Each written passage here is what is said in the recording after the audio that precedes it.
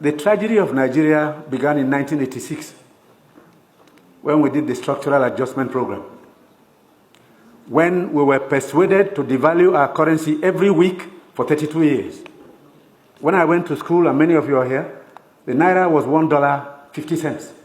The Naira was almost £1 sterling. They came here, persuaded some brilliant men from Harvard and the World Bank that weekly devaluation was wonderful. 32 years of devaluing your currency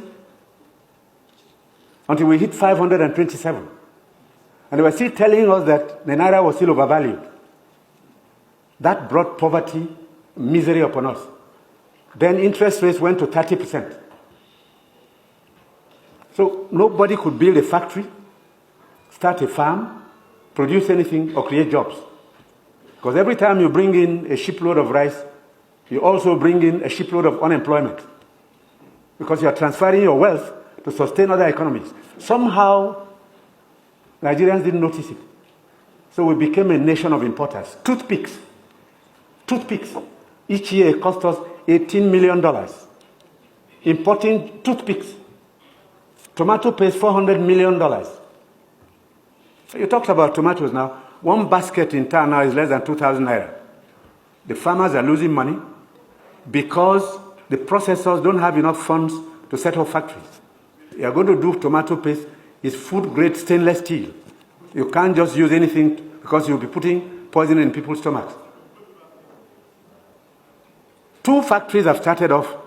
I believe by the middle of next year, we can comfortably tell importers of tomato paste to stop. But when you do, you make enemies.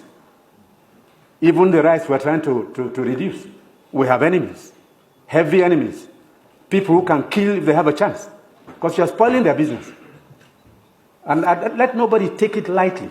These guys have seized this country's economy, they've taken us hostage, and they have no intention of giving up. Because this is a huge market, a very sweet market, and they have taken control. This regime is unpopular in part because it is trying to cut down imports and transfer the wealth to our rural people.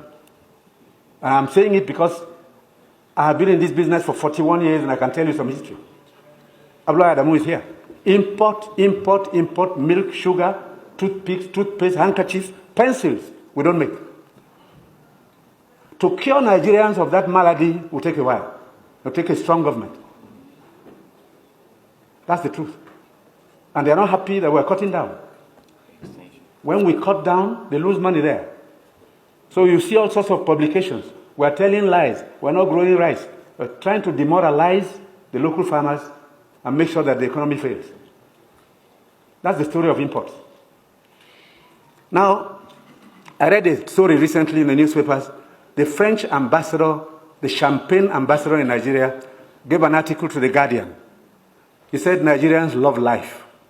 We are the biggest consumers of champagne on planet Earth, more than the French who make it. There are parties you attend in some places where the only drink is champagne. Of course, the individual is free to spend his money, but his money comes from Nigeria's commonwealth. So on imports, it will take a while for us to get used to local goods and accept that we should consume what we produce and produce what we